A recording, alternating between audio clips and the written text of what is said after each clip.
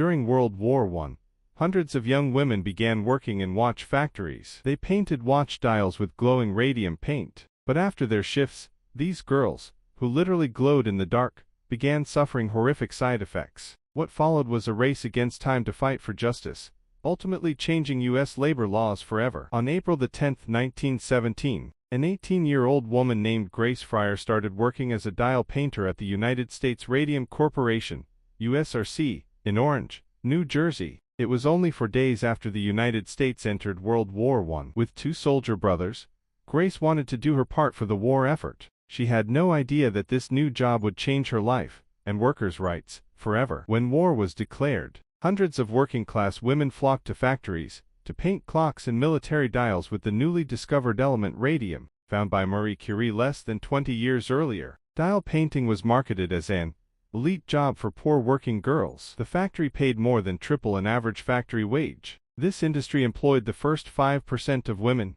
in a national-scale industrial workforce, offering them rare financial independence. Grace and her co-workers followed a delicate technique, required to paint the tiny dials, some only 3.5 centimeters wide. The girls were instructed to slide their paint brushes between their lips to form a fine point. The method was called lip pointing. Every time they put the brush to their mouths, they swallowed a little of the glowing green paint. May Cubberley, who taught Grace this technique, recalled that the girls first asked, "Does this stuff hurt you?" She added, "Naturally you wouldn't want to put something harmful in your mouth, but Mr. Savoy, their supervisor, told us we had nothing to fear, that the material wasn't dangerous." But that was a lie. Since the element's discovery, radium's dangers were already known. Marie Curie herself suffered burns from handling it. Before the first dial painter ever picked up a brush, many people had already died from radium poisoning. That's why the men in radium laboratories wore lead aprons and used ivory-tipped tongs to handle it. But the female dial painters had no protection at all, and were never warned they might need any. In 1922,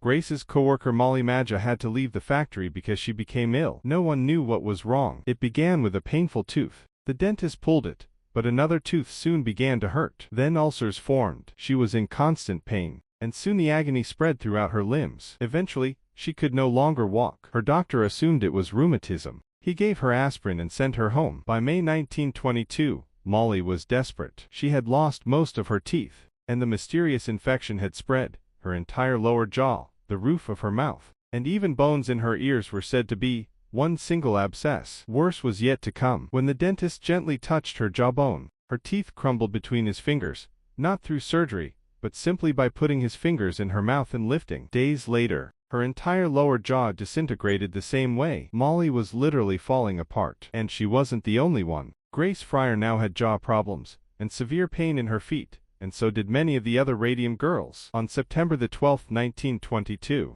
the strange infection that had tormented Molly for less than a year spread to her throat tissues. The disease slowly ate through a major blood vessel. At 5 p.m. that day, she began bleeding so fast that her mouth filled with blood. She died at age 24. Doctors said the cause was hemorrhaging, but her death certificate listed syphilis, a claim the company would later use against her. For nearly 2 years, USRC faced no responsibility for the deaths. They dismissed it all as gossip. But in 1924, an independent expert was finally hired to investigate the rumors linking dial painting to the women's deaths. Unlike the company's own research, this study was unbiased, and when the expert confirmed the connection between radium and the women's illnesses, the company president was furious. Instead of accepting the findings, he paid for new studies claiming the opposite and lied to the Department of Labor, which had begun to look into the issue. Publicly, he accused the women of blaming the company just to cover their own medical bills. With the suppression of the report, the women faced their greatest challenge,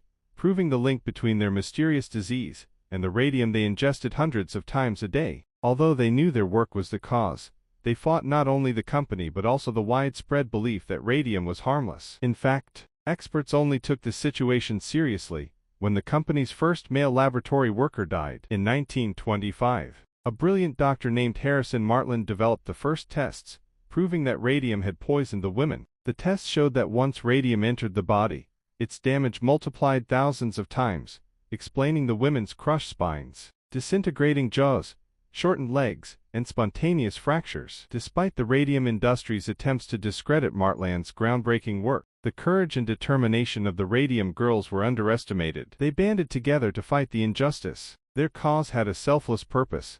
America was still employing dial painters. "It doesn't matter about me," Grace Fryer said. "I'm thinking of the hundreds of girls this could set an example for." As the daughter of a union representative, Grace was determined to fight. Even though the illnesses appeared years later, the courts favored corporations, and the women were dying one by one. Their first lawsuit collapsed due to corporate stalling tactics, but Grace and her friends had already succeeded in warning thousands of workers. The issue captured national attention, and workers at other dial painting factories began to revolt. In 1938, another Radium girl, Catherine, reopened the case. At that time, the United States was battling the Great Depression, and she was even accused of treason for suing one of the few remaining companies still in operation. When she went to court, Catherine was dying, and she offered her deathbed as evidence. The Radium Girls case became the first lawsuit in which employers were held responsible for the health of their workers. After the women won, the Occupational Safety and Health Administration,